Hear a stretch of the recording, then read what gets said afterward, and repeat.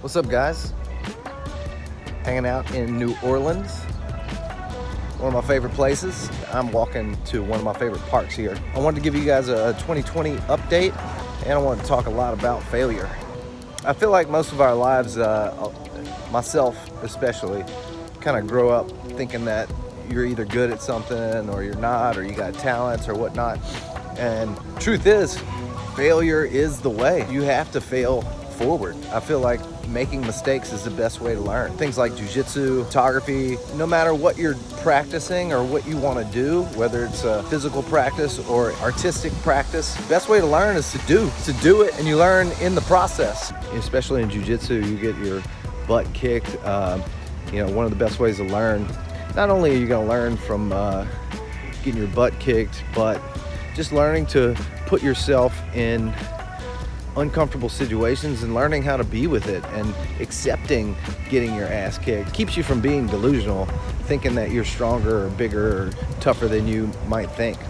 It also teaches you to never judge a book by its cover. And I'll never forget this. One of the first things I learned from jiu-jitsu was, or leaving a class, and you look over at the person next to you that you just finished wrestling with, and he's putting on like this cute little, this nice outfit, and he looks almost like what some might consider nerdy, and he's like half your size, and you look over at him and you're like, man, if I saw this dude on the street, I would think I could just smack him around and do whatever I want, but this guy just tapped me out like 6 times in a minute.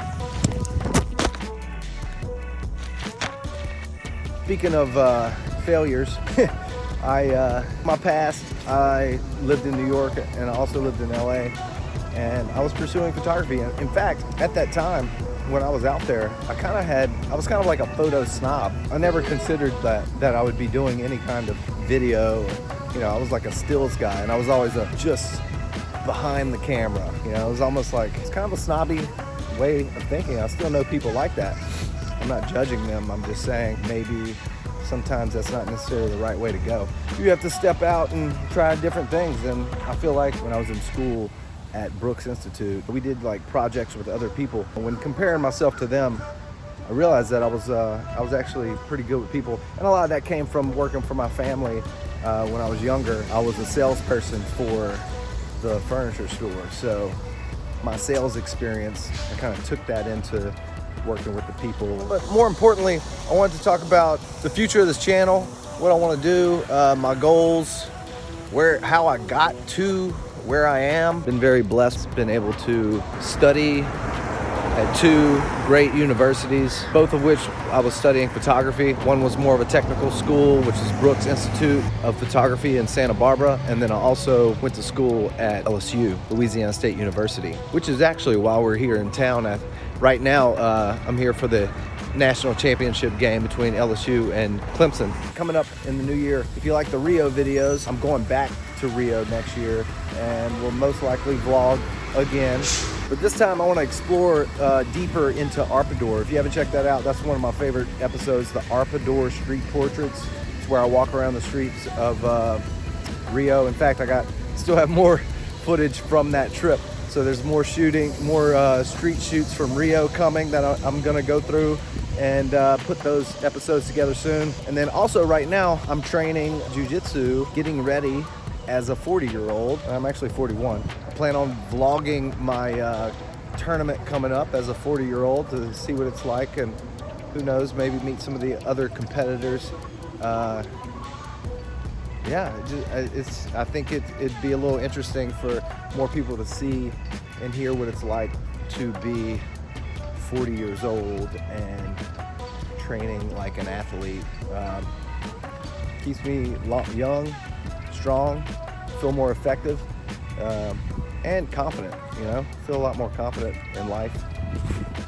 So we got that coming up, but we also have other episodes I have coming up. I have a friend, Jeremy Ray Valdez. Jeremy, I haven't forgotten about you, buddy.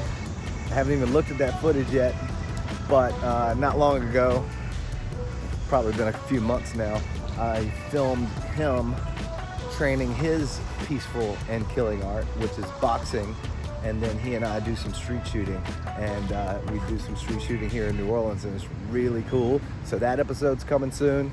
we have a Wim Hof seminar. If you're not familiar with Wim Hof, we're not going to be meeting the actual guy, but I'm planning on vlogging. I organized. There's a place called Yoga Rouge, is where I'm doing my yoga training as a yoga teacher. I really just did that to deepen my own practice, but I'm kind of enjoying it actually. Some people do therapy. I do yoga and jiu-jitsu. That's my therapy, and photography. But don't get me wrong, I feel like talking to people is another really good practice, because all I hear is good things about that. And I probably should talk more. I probably should talk to a therapist. But I just hate taking the time out of my day. I don't need another place to go to and spend another hour. This is my therapy. Making this video, talking to you guys, making videos, sharing my love for living a full life through physical and creative practices. That's the deeper meaning. The deeper meaning of my channel in general is basically helping people find a creative and a physical practice that helps them live a more full life. And it also has a lot to do with depression, because the best, if not the only way to deal with depression is to do something.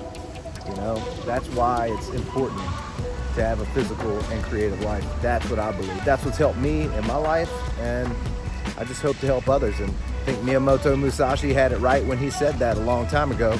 Every warrior should have a peaceful art as well as a killing art. This is the twofold way. I just want to help people find their own twofold way and share my twofold way along the process.